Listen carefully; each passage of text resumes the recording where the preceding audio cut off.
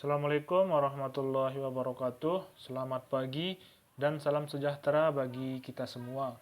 Perkenalkan, nama saya Alfani Musi, NIM 0503111091, program studi S1 Ilmu Hukum, mata kuliah Public Speaking. Yang saya hormati Bapak, Ibu dosen, serta teman-teman mahasiswa dan mahasiswi yang saya banggakan. Puji syukur, marilah kita panjatkan kehadirat Tuhan yang Maha Esa, karena atas rahmat dan karunia-Nya, kita dapat berkumpul pada kesempatan ini dalam keadaan sehat.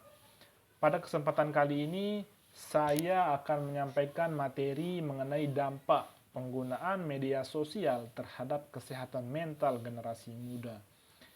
Di era digital saat ini, media sosial telah menjadi bagian yang sangat dekat dengan kehidupan kita sehari-hari. Hampir semua kalangan, khususnya generasi muda, menggunakan media sosial untuk berkomunikasi, mencari hiburan, hingga memperoleh informasi. Namun, di balik manfaat tersebut, media sosial juga memiliki dampak yang perlu diperhatikan, terutama terhadap kesehatan mental. Hadirin yang saya hormati, media sosial memang memberikan banyak sekali manfaat. Dengan media sosial, kita dapat dengan mudah berkomunikasi dengan keluarga maupun teman, memperluas relasi, serta memperoleh informasi secara tepat, secara cepat.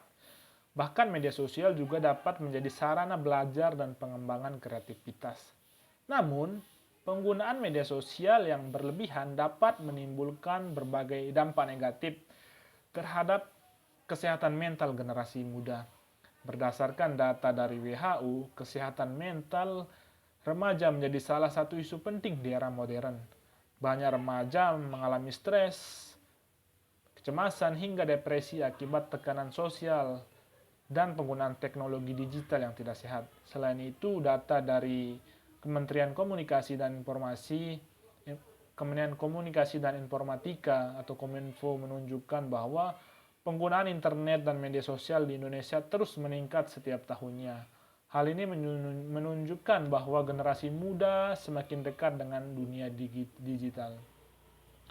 Menurut penelitian dari Harvard Health Publishing, penggunaan media sosial secara berlebihan dapat meningkatkan risiko kecemasan, rasa rendah diri, gangguan tidur, bahkan depresi. Banyak pengguna media sosial sering membandingkan hidupnya dengan kehidupan orang lain yang terlihat sempurna di internet. Akibatnya mereka kurang percaya diri dan tidak puas terhadap dirinya sendiri. Teman-teman sekalian, ada beberapa dampak negatif media sosial terhadap kesehatan mental. Di antaranya, pertama, meningkatkan rasa cemas dan stres. Terlalu sering melihat informasi negatif atau komentar buruk di media sosial dapat membuat seseorang mudah merasa cemas dan tertekan. Kedua, menurunkan rasa percaya diri. Konten yang menampilkan kehidupan sempurna sering membuat pengguna membandingkan dirinya tentu dengan orang lain. Ketiga, menyebabkan kecanduan. Penggunaan media sosial tanpa batas waktu dapat mengurangi produktivitas dan mengganggu aktivitas sehari-hari. Yang keempat, mengganggu kualitas tidur. Bermain media sosial hingga larut malam dapat menyebabkan kurang tidur dan kelelahan. Namun demikian, media sosial bukan sesuatu yang harus dihindari sepenuhnya. Yang terpenting adalah bagaimana kita menggunakannya secara bijak dan sehat. Ada beberapa solusi yang dapat dilakukan, yaitu membatasi waktu penggunaan media sosial, kemudian mengikuti akun atau konten yang positif dan edukatif. Yang ketiga, tidak mudah membandingkan diri dengan orang lain. Yang keempat, mengutamakan interaksi langsung dengan keluarga dan teman. Yang kelima, menggunakan waktu luang untuk kegiatan produktif seperti olahraga, membaca, dan mengembangkan hobi. Dengan penggunaan yang tepat, media sosial dapat menjadi sarana yang bermanfaat dan tidak merugikan kesehatan mental kita.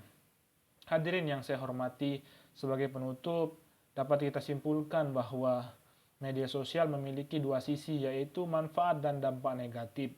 Penggunaan media sosial yang tidak terkontrol dapat mempengaruhi kesehatan mental generasi muda, seperti meningkatkan kecemasan, stres, dan rendah diri.